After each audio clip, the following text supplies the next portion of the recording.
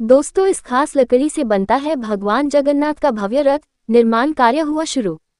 पौराणिक मान्यता के अनुसार द्वापर युग में भगवान श्री कृष्ण ने अपने भाई बलराम और बहन सुभद्रा के साथ अक्षय तृतीया के दिन नगर भ्रमण हेतु रथ यात्रा की थी। इसी घटना को याद करते हुए हर वर्ष इसी तिथि को रथ निर्माण आरंभ किया जाता है। 30 अप्रैल 2025 को अक्षय तृतीया के पावन अवसर पर भगवान जगन्नाथ, देवी सुभद्रा और बलभद्र जी की वार्षिक रथ यात्रा के लिए भव्य रथों के निर्माण की परंपरागत शुरुआत हो गई है। सदियों पुरानी इस परंपरा का पौराणिक महत्व है। पौराणिक मान्यता के अनुसार द्वापर युग में भगवान श्री कृष्ण ने अपने भाई बलराम और बहन सुभद्रा के साथ अक्षय तृतीया के दिन नगर भ्रमण हेतु रथ यात्रा की थी। इसी घटना को याद करते हुए हर साल इसी तिथि पर इनका रथ निर्माण आरंभ किया जाता है। रथ यात्रा का पौराणिक इतिहास। श्रीमद्भागवत पुराण के अनुसार भगवान कृष्ण ने अपने भाई बलराम और बहन सुभद्रा के साथ द्वारका में निवास करते हुए एक दिन रथ पर सवार होकर नगर भ्रमण का विचार किया। इसी इच्छा की पूर्ति के लिए उन्होंने विश्वकर्मा से 3 भव्य रथों का निर्माण करवाया।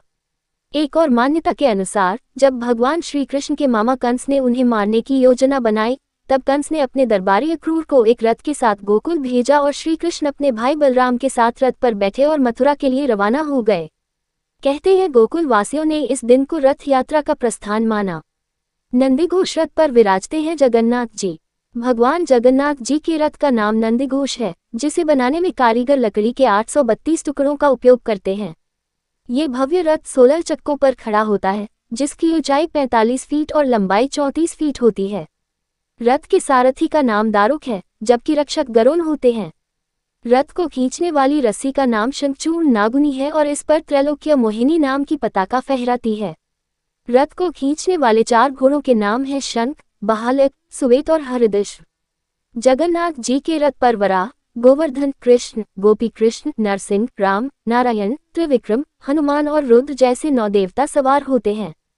इस रथ को गरुड़ध्वज और कपिध्वज के नाम से भी जाना जाता है।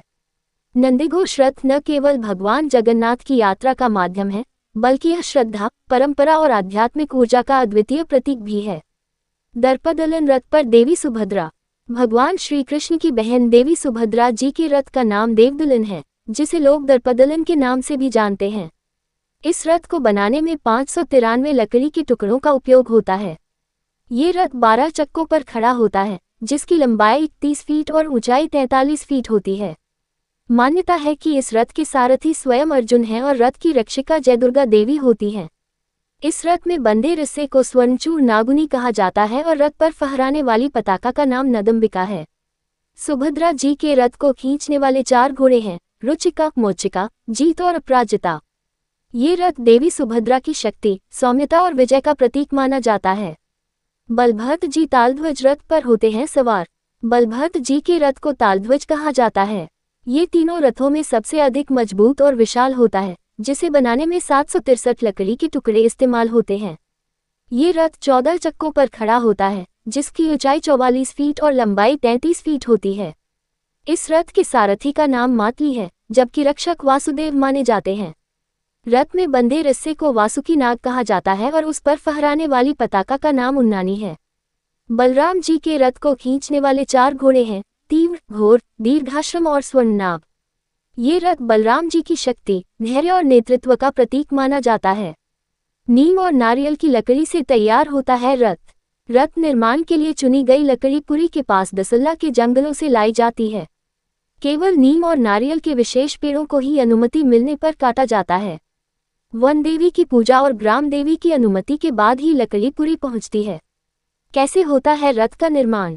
रथ को डिजाइन करने की जिम्मेदारी बढ़ई के जिस समूह को मिलती है, वही लकड़ियों को काटते हैं और उन्हें तराशने का काम करते हैं। चित्रकारों के हिस्से रथ पर रंग रोगन और चित्रकारी का काम होता है। फिर अगले दर्जे पर सूचिकार या दर्जी सेवक रथ की सजावट के लिए कपड़े सिलते हैं। सबसे आखिरी में आते हैं रथ भोई, जो कि प्रमुख कारीगरों के सहायक और मजदूर होते हैं। बिना इनके रथ निर्माण की कल्पना भी नहीं की जा सकती। कारीगरों के लिए सहायता करते हैं। खास बात है कि पुरी में रथ का निर्माण करने वाले सदियों से एक ही पीढ़ी के लोग हैं और इन्हें इस काम की जानकारी वंशानुगत है।